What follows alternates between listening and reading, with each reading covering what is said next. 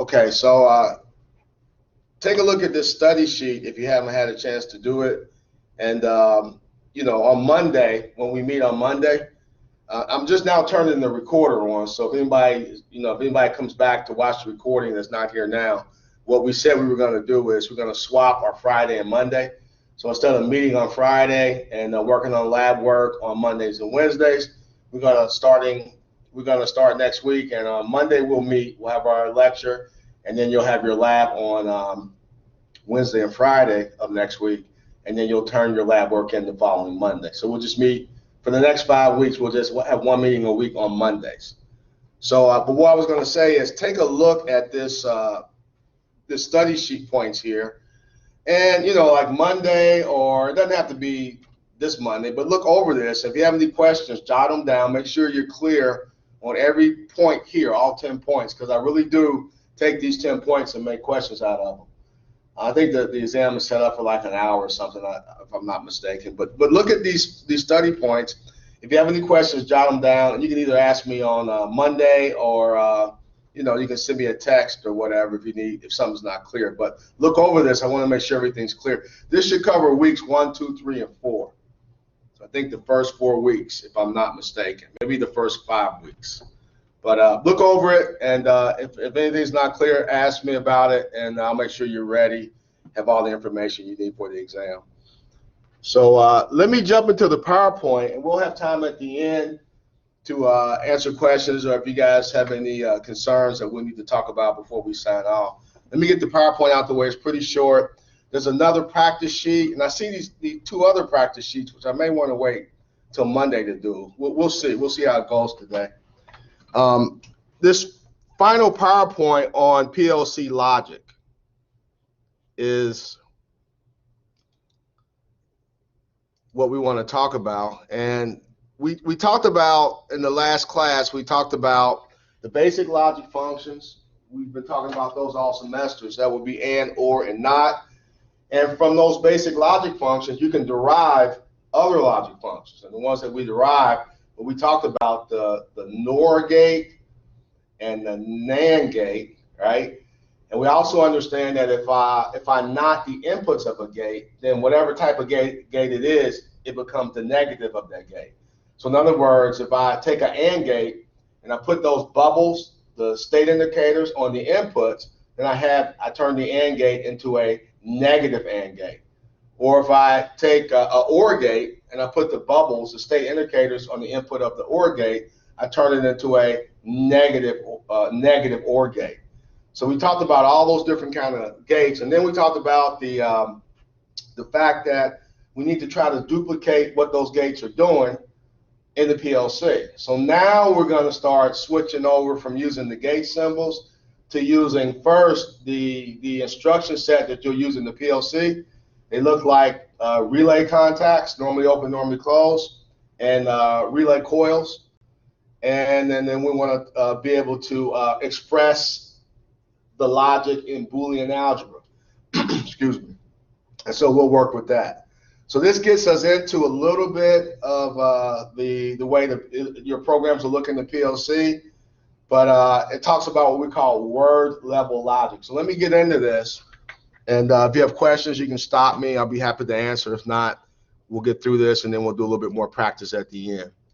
So what you're going to do is take the logic functions that we talked about, and we're going to enter them into the PLC in the language that the PLC understands.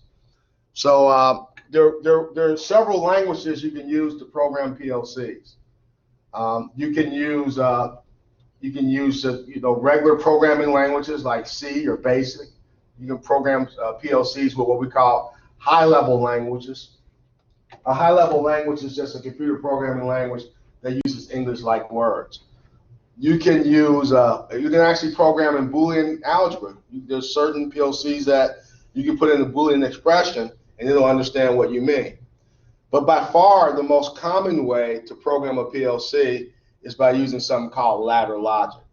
The reason is that ladder logic looks really, really, really similar to an electrical schematic. So a plant electrician or a plant engineer could, in theory, look at your PLC program, They don't have to know anything about PLC programming. They can just look at the program, and since it looks so much like an electrical schematic, they can read the schematic, and in theory, they can understand the program. And so lateral logic doesn't really use words. It uses graphic symbols. The three main graphic symbols that it uses are a normally open contact, normally closed contact, and a relay coil. But we'll rename those later on, actually Monday when we talk about PLC programming. But let me show you what it looks like.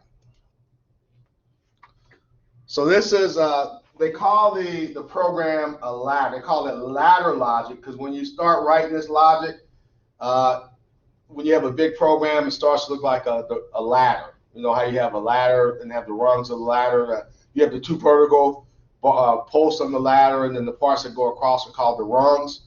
Well, this is kind of like that. This is like a ladder. And each one of these rungs, this is a rung. This is just one single rung. And each one of these rungs, each rung represents a set of instructions, a logic operation. Now, if you remember from discussions before, that when I have switches in series, that represents AND logic. When I have switches in parallel, that represents OR logic. So what I have here, I have two inputs, A and B. The symbol you see is it reminds you of a normally closed or normally open contact, a relay contact. So for now, we'll think of it that way. But as I said on Monday, when we'll learn about the programming language on Monday. We'll actually rename these and we'll call them by their proper names. But think of it like this. For every thing you have on the right, every symbol, and there's only, well, two symbols we're dealing with now, the normally open or normally closed relay contact, it represents an input. That input can be anything. It can be a switch, it can be a button, it can be a sensor, it can be whatever you have connected to the input module. And so we represent inputs with these normally open relay contacts. And then the symbol over here on the right represents a relay coil. When you program a PLC, when you use lateral logic, the last instruction on the rung is always your output. And so right here, Y, which in this case is a relay contact, it represents your output. So whatever you have connected to the output module, you can map it to this instruction using what we call an address. And then whatever is mapped to this output instruction, if A and B are true, it'll turn that thing on. If A or B or both are false, it'll turn that thing off, since this represents AND logic. So this is kind of what it looks like. This is one single rung, and what you'll do, the PLC reads like this. It reads from left to right, from top to bottom, like this. There's a scan pattern. So it'll read your logic program, and it'll implement your program based on values of the inputs. But again, that's a topic for Monday. What I want to talk about today is, well, here, this talks about that a little more. You might want to, if you're marking slides, not that I ask anything specific about this one, but this kind of gives you kind of an overview of how the PLC works. So each rung combination is a combination of input conditions. Those are only the commands to the left. The last thing on the rung is always an output on the right. And I think I mentioned that right here. So they refer to a handout. We'll look at the handout at the end. Does somebody have a question or comment? Somebody, mic opened up. Somebody have a question? Okay. Well, let's get into the actual meat of this. So we know and, or, and not, and you know how those functions work, right? You know that in order for and to be true, you need both inputs or all the inputs to be true. For or to be true, you only need one of the inputs to be true. XOR, we learned about XOR. It's a special case of OR, and we learned that the NOT or inverter, basically it flips the bits. So it turns out that you can not only operate on individual bits, you can AND, OR, NOT, XOR. You can apply any of those logical functions that I just described to a whole register. Now remember, a register is an actual hardware device that you can buy, and you can wire it into a circuit, and what it does is it stores digital information. It'll store zeros and ones. And so you can actually take a whole register. Here's an example of it. And I tried to draw this. This represents an actual piece of hardware, and is loaded with a binary code or binary number. So it's loaded. This is a register. Here's the name of it. It's register A.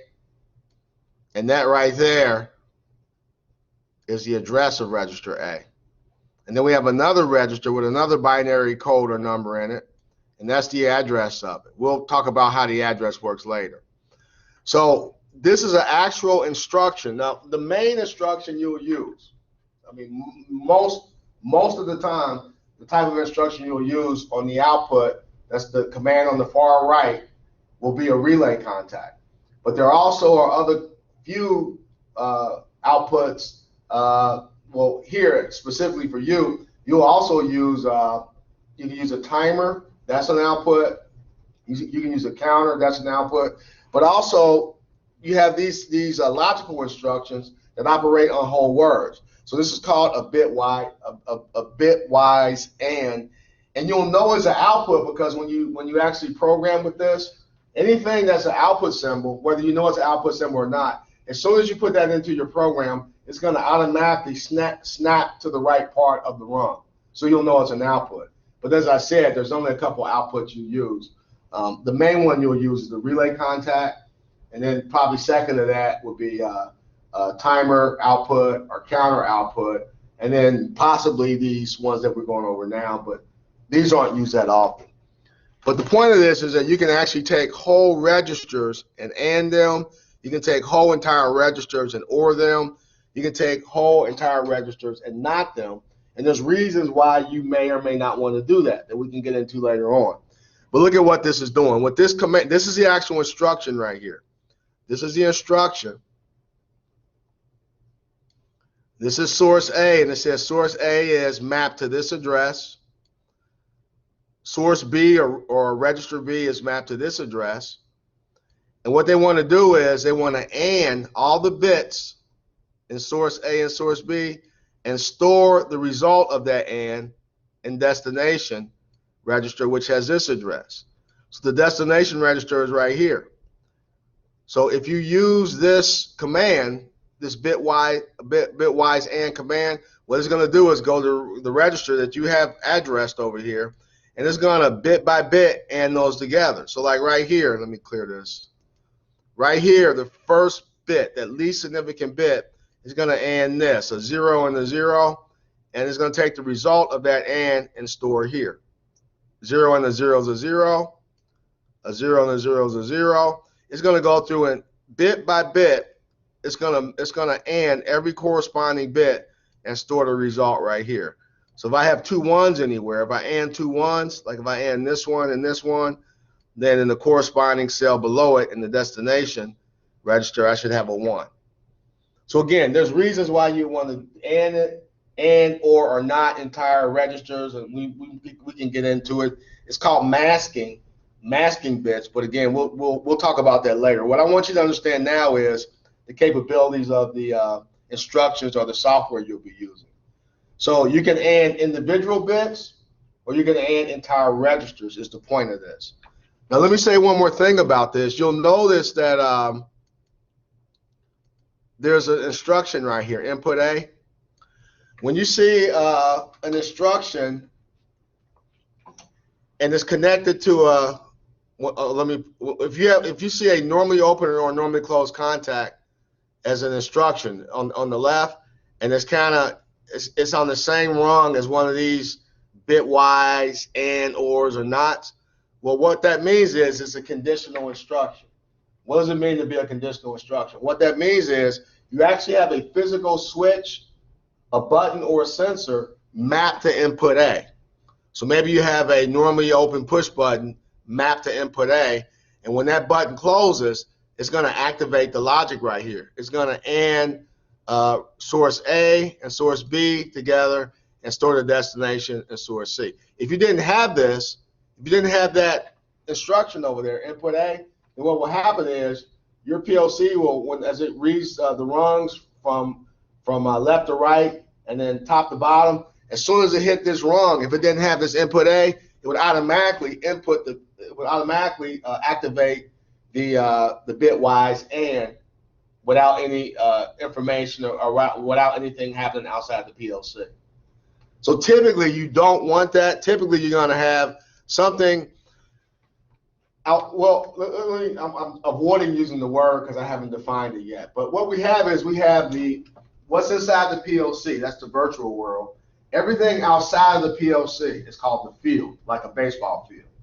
So when I talk about field devices, what I'm saying when I'm talking about anything that you can touch, just hardware. So if on this rung I did not have input A, that instruction, then what will happen is when the PLC got to this rung, if I don't have a field device mapped to input A, it's just going to automatically implement the command, the bitwise and then it'll keep going to the next rung after that. But typically you'll have this controlled by something in the field. So if there's a bitwise and, you can imagine there's an or. I skipped the ors. There's a bitwise or.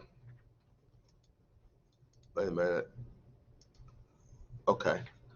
So here's the or, and once you understand one of these, you understand them all. Well, here's an example of what I was saying. I noticed I don't have a, for whatever reason, I don't have an instruction right here. So there's no relay contact there. If I don't have an instruction right there, then what happens is the PLC will read from left to right, and when it got to this rung, it's going to automatically implement whatever you have here. It's going to go ahead and run this command, and that command says, I want you to OR bit by bit everything in register A with everything in register B, and store the result of that OR in I don't know why I don't have the address, but the destination register, which is right here. Here's the address of it. Now what it is, you actually put this in. You can type this into the software when you use this. So the source A will be there, but it'll ask you, okay, what's the address of source A? And what's the address of source B? And where you want to store the results. So you'll be able to put all this in. This will be clear when you actually use these commands. I mean, it's kind of hard to see from a PowerPoint, but it'll be clear. There'll be like a little box here, kind of like a drop-down box you can click on. You can actually type in the address. But the point is, how does this logic function? Well, it functions just like you think. If I'm ORing bit by bit, anytime I have a 1, if I have both zeros, if I OR a 0 and a 0, of course the result of that is a 0. But anytime I have a 1 that I OR, anytime I have a 1, I should get a 1. Or if I have 2 1s, I should get a 1. So this is doing the logical OR, but it's doing it bit by bit for every bit in the register. So we call that a bitwise OR. If there's a bitwise OR, then we're going to have an exclusive OR. Now remember the way the exclusive OR works. What does the exclusive OR exclude? Think about the OR truth table. The OR truth table, the only time it's false is when both inputs are false. For all other combination of inputs, OR logic is true. Well, the exclusive OR excludes the condition where both inputs are true. And that was the example I gave you. I said if you took your girlfriend or your boyfriend out to dinner and you looked at the menu and they said you can have an entree and soup or a salad, they don't mean or means one or the other or both. That's not what the restaurant means. They mean one or the other or not both. They're excluding the unless you have a very generous restaurant, they're excluding the condition where both of the statements are true. So exclusive OR, anytime I have 2 zeros or 2 1s, I should get a 0 when I use an XOR. And I see right here I have 2 1s, so I get a 0. And any place I have 2 zeros, I also get a 0. With exclusive OR, the only time I get a high output is when either one of the inputs are high, but not when both of them are high. So when I have a 0 or a 1 or a 1 or a 0, it's the only place I should see a 1 down here. So like right here, I got a 1 and a 0, so my output is a 1. So again, you can do this to a whole entire register. And then the same with the NOT. Now remember, the NOT or the inverter is the only logical function that has one input. So for all the other gates that we talked about, you have to have at least 2 inputs, and there's no limit to how many you can have. There's got to be at least 2. Well, with NOT, the inverter, there's just one input. And so we only need one register. We got the source register. The address is D9:3. And what we want to do is we want to do this to it.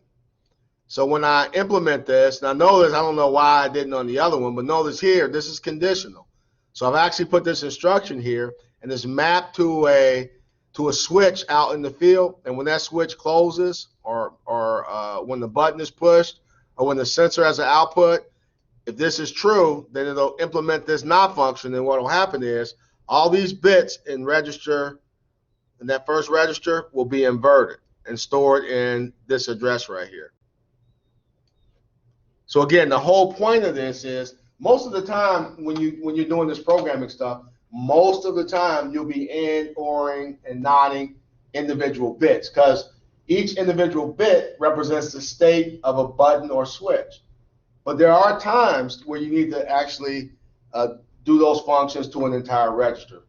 They're few and far in between, but it is an advantage to know how to do it and how to use it. So this is the bitwise operators, and I'm not sure. I think one of your lab problems probably have you go through and just kind of play around with it, but you won't do a whole lot with that in what we're going to talk about this semester.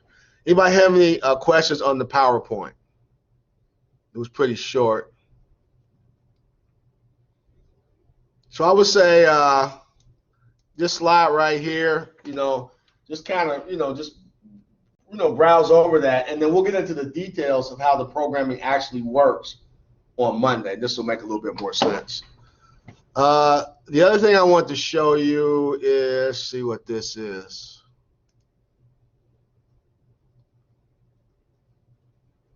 Well, let's look at, this is the practice we didn't get to. So I want you guys to zoom in on this and take a look at it. I'm not going to spend a lot of time doing this. We did some of these problems in the last class where I gave you gate circuits, and you wrote the Boolean expression for it. This just does the opposite.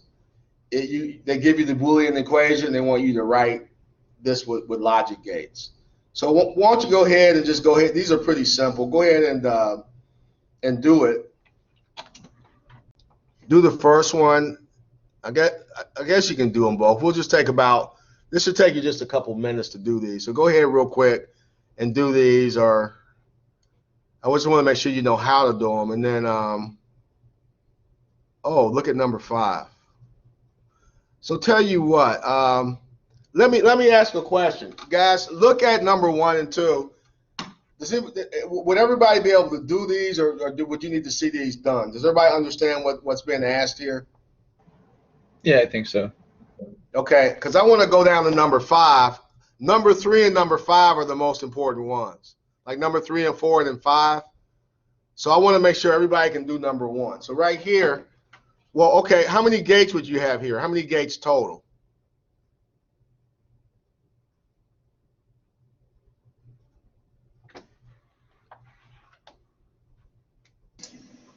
Would it be 5? Okay, you'd have this gate right here, which is what? That's a 2. Okay, I'm gonna go ahead and do it because I'm getting all kind of answers. So let me just put it on the board real quick. And once you see it, you'll see it's pretty simple. So we got A, B, we got B, C, D, we got E, F, we got G, H. And speaking of B, C, D, guys, a couple students at the end of the last class pointed out that I made a mistake on the quiz. So everybody was getting points for the quiz. The BCD question I asked, I messed the answer up some kind of way. I think I had some letters inverted. So I'm going to go back this weekend, and everybody will be getting points on that last quiz. You should see your score come up. And then somebody, there was another question I can't remember off the top of my head, but somebody emailed me the question number, so I'll check that out. I'll check it out this weekend. But let me switch over to the camera real quick. And so we have, remember, each one of these right here is the end of each term. Each term is an individual gate. Each term.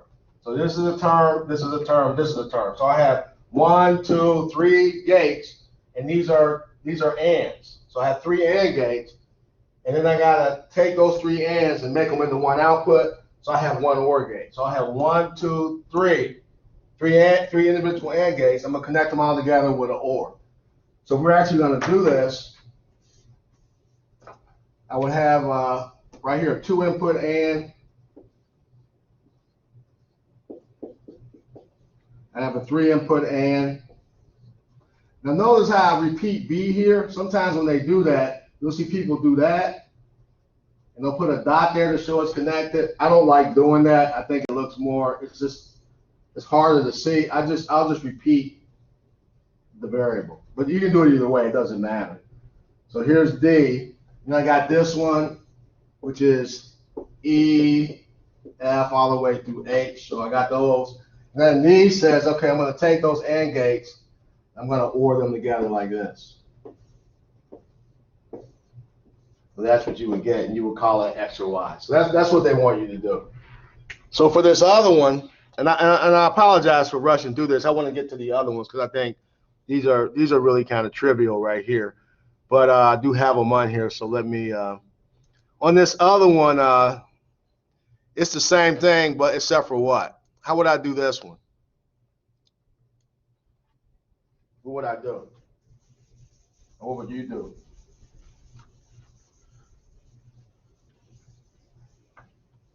How many gates do I have here?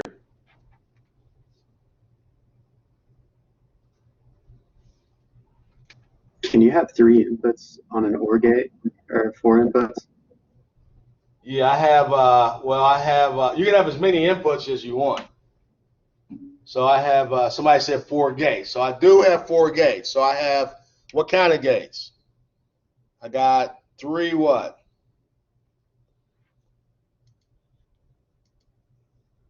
This is a gate right here. You got 3 OR gates. Exactly. That's right. I got 3 OR gates, and then what else? 1 AND. So everybody see that? So I'll have 3 OR gates. It'll be like this.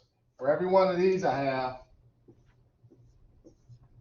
those are OR gates. So this is this one, and then this one, and then that one. Those are my 3 OR gates. And I got my inputs, whatever they are. But then, even though we don't draw the operator in there, these are really dotted. So I got to take the outputs of those and run it to an AND gate like that. Okay, then I call it X, Y, or Z. So, I mean, just look at that, and if it's not clear, then you can ask me about it on Monday. I want to get to what you're really going to use in the class, which you need to look at. Let's look at this real quick. So now number doesn't really matter. Like number 3, like let's say you were doing the first one. Let's just do that first one. So, or the second one. I'll put them both on the board, but I want to show you something with that. So I got on the first one, A, B, C. Then I got A, B, C. So on that first one, you want to demorganize it. So you can apply the theorem, or you can remember the little poem I told you? Break the line and change the sign. All you got to do is, these are dots. So over here, I'm going to write the variables. I'm going to change the sign to whatever. If it's a dot here, it's a plus here. If it's a plus here, it'll be a dot over here. Then I break the line, so it becomes that. Right? So I take some output that's knotted and turn it into inputs that's knotted. They're ORed. And I can do the same thing here, but this one will just be A, B, C, D. So I break the line, and I change these signs to ANDs. But what I wanted to show you was this. Okay, is that clear? Anybody have any questions on that? Pretty simple. You might have something like this. Say you have You can have A, B, and you can have C like that. But if that bar is over the whole thing like that, you can still demorganize that. You can do this. You can consider this thing right here one entity.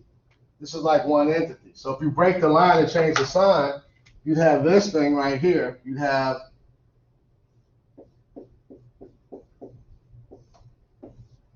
this is a dot, so I'm going to change it to a plus, and you break the line.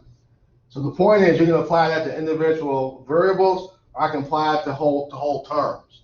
And we'll get into more of this later. This actually is pretty important. So the organizing, you can't, I don't know how to say, you can't not an output in the PLC. So if you have a negative output, you have to reflect that on the input side, and the only way to do that is to demorganize. But you'll see that. Let me jump to the proof real quick. Why doesn't the addition sign inside the parentheses change to a multiplication sign? You consider this acts like one. Now I could do it again. I could do it again here, but right here you act like this is one entity. I mean, you can do this if it makes more sense. You can say that, think of it like A or B. You can say I'm going to let that equal D. Then you can just substitute D, C, like that. And if you're going to demorganize that, then you would just break the line and change the sign, wouldn't you? You just do that. But then if I substitute this back in, I'd have that. Now, you can demorganize this again. Because at this point, you can drop the parentheses and you can break the line and change the sign again if you have the need to do that. But no, when you demorganize one time, you don't go in and you act like this is one unit, one variable. I guess I could give you some exercises where you can practice. I mean, I usually don't, but I have some exercises that give you individual problems and gives you combinations like these, and you might be able to see it a little clearer. Let me go to this, and if you have more questions, I'll stick around after class and you can ask. But I want to get to this proof because you got to do this for your homework. So, guys, if you have to sign off, this will just take a minute. If you can stay, please stay an extra 5 minutes. If not, just watch the video on the proof, and then you can see how to do the homework. So let me just show this real quick, and I'll stick around after class if you guys want to talk more about it. So on that sheet at the very bottom, I'll ask students, do you think these two expressions are the same? And what I mean by the same, are they logically equivalent? And often students will say, well, yeah, I don't know the difference. So we got A, B, and they're both knotted, and I want to know if that's logically equivalent to if I knot the whole product of A and B, or the whole ANDing of A and B. So the question is, are these the same? Are they logically the same? Well, the only way you can tell, you might be able to think through it because these are pretty simple, but if I want you to prove it, when I say prove that these are the same or prove that these are not the same, the way you do that is with the truth table. So if I look at it like a gate, this one looks like this. And since I have the bars over each individual letter, the bubbles are on the inputs. And this one, I have the negative over the whole thing. So this is my A and B here. This is my A and B here. We'll just call the output for both of these X. So you recognize this. This is a NAND gate. What is this one though? What would you call that one?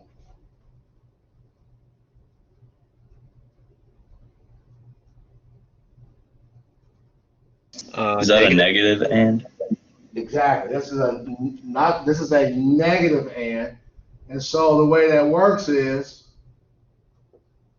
anytime the bubble is on the input, it's just a negative of whatever kind of gate it is. So if that was an OR, the bubble's on the left side, the input side, it would be a negative OR. But how would you show if these two do the same thing? Do they do the same thing in the PLC?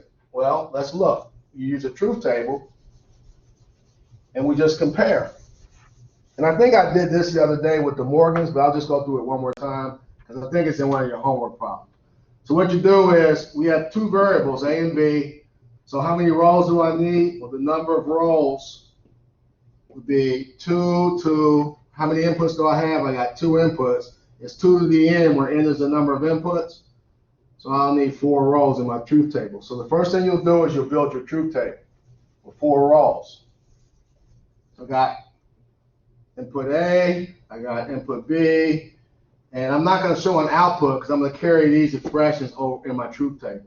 So I got 4 rows, so I'm just going to go the first one 0, 0, alternate every bit here, 0, 1, 0, 1, alternate every 2 bits here, 0, 0, 1, 1. If you do it that way, you don't have to think to count in binary, that's what you're doing, but you don't have to think to do it, and you get every possible combination. And then what I like to do is, well, this is the simplest one. Just cover this up. If I cover it up, that's just a simple AND. And we all know what that is. So my first output column, I'm going to take A dot B. And I know the only place this is true if I AND these would be right here. For all other combinations is a 0. But that's not what I want to know about. I want to know about the NOT of this. I'm going to have another column over here where I take these bits and I NOT them. So I flip these, that's a 1, that's a 1, that's a 1. If I not that, that's a 0. And this right here is what I want to look at. I want to compare it with this. Well, I already got A, so all I got to do is get the NOT of A. I got to get the inverse of A. So A is a 0, 0, 1, 1. So NOT A is a 1, 1, 0, 0. B is a 0, 1, 0, 1. So NOT B would be a 1, 0, 1, 0. And then what I want to do is take these 2 columns and I want to dot them. I want to AND them together. So I go A, NOT, B, NOT, dotted. Well, the only place that's going to be true if I'm ANDing them is when I have both 1s. So this is true here. For all other combinations, it's false. So I want to compare this column and this column. If they were the same, then those 2 logical functions would do the same thing in the PLC. The fact that they're different means that these are not logically equivalent. So I could not replace this with this or vice versa. Now you could do this if you took this and you demorganize it. If you break the line and change the sign, you end up with this. If you put that into the truth table, you'll see that this column and this column will give you the same binary values. Therefore, this chip, which looks like this, does exactly the same thing as this chip, which looks like this. So basically, a NAND gate is logically equivalent to this is a negative OR gate, isn't it? So that's interesting. And it works the other way too if you started with a NOR gate and went to the negative AND gate. So you can play around with that. So knowing how to prove something using a truth table is important. I'll ask about that at some point. So anybody have any questions over what I did here? I went through it kind of quickly, but I think if you follow what I'm doing, it's not too bad. Questions or comments? Okay, well, guys, I'm sorry I went over and sorry about the technical glitch we had earlier. So here's the plan. Make sure we're going to have class on Monday.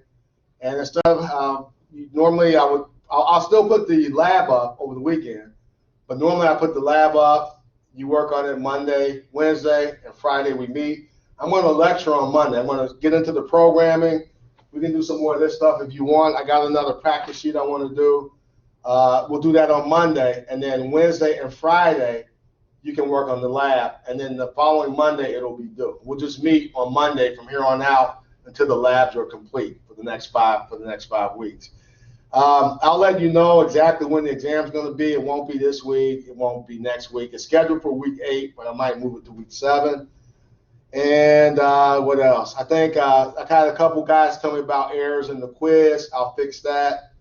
And I can't think of anything else right now. If you guys think of something I'm missing, just send me a text or email. But I'm free now, so I'll stick around. Guys, have a great weekend, and I'll see you on Monday. And if anybody has any questions, I'll be happy to stick around. We can talk. I'll leave the camera open. Just letting you know, I think the homework is messed up. Like the homework 4 is posted. Like the week 5 module is not posted yet. Week 5 isn't posted? Yeah, it says it's not like access. Like I can't access it, and the homework. Week 5 module, it says access denied, and then in week 4 it says homework 4 is due June 13th, but we already did homework 4. Ooh, okay. I think I must have got in there and did screw something up with that link. I don't know what I did, but homework 4 has been submitted already. Is what you're telling me? Right. Yeah, we already did that one, but it's just saying it's due. Okay. I think that's Sunday. Yeah, Sunday. Okay. I'm gonna leave that open just in case. I don't know. I messed it up. So, but I'll get in there and I'll activate right after we're done talking. I'll go in there and activate week 5. Do we have homework this weekend or no? I think there is a homework 5. I'm pretty sure there is. So I'll go ahead and activate that, and that way you guys can have the PowerPoints for it already. Well, thank you for making me aware of that. I call myself updating that, but I must have done something wrong. I'm still getting used to the system. Okay. Yeah. Thank you. I mean, you don't have to give us homework. Just letting you know. Right. It'll be pretty simple though. It won't be too bad. All right. Thank you. Thank you for letting me know that though. I appreciate it. Yeah. No problem. Let's see. Who else do I have out there? Who is it? Wow, I got a lot of people. So I got Brandon, Brent, Brian, Colin, Daniel, Jack. You guys okay? Or you got questions, comments? No, I usually just stick around and see if anybody else has questions, and Okay, that's really clears smart. things up for me. Yeah. Yeah, that's smart. I like that. Okay, Yep. well, I guess everybody's Same here cool. for me. Say it again. Same here for me. I just stick around to kind of see what people's. Yeah, that's smart. I see that the recordings are all being recorded. I'm having trouble finding them. Like, where are they actually? Or do you post them anywhere? The what? The lectures. It says it's being recorded. Oh yeah. Look on your go to your Canvas homepage, and at the very bottom, right on your homepage where the week by week is listed, at the very bottom there's a little bitty link. I should probably make it bigger. You probably missed it, but it says past videos or past lectures or something like that. Click on that and you'll see them. If you don't find it, send me a text and I'll just send you I can send you the link right to the YouTube. I probably just hadn't gone down far enough, so I'll try that. Thank you. It's at the you got to scroll down. It's at the very bottom. You probably didn't see it. Okay, thank you. Okay. Well, guys, have a good weekend. If anybody has any questions, send me a text, and I'll be happy to address it. And I'm going to go in there and activate your week 5 stuff. See you later.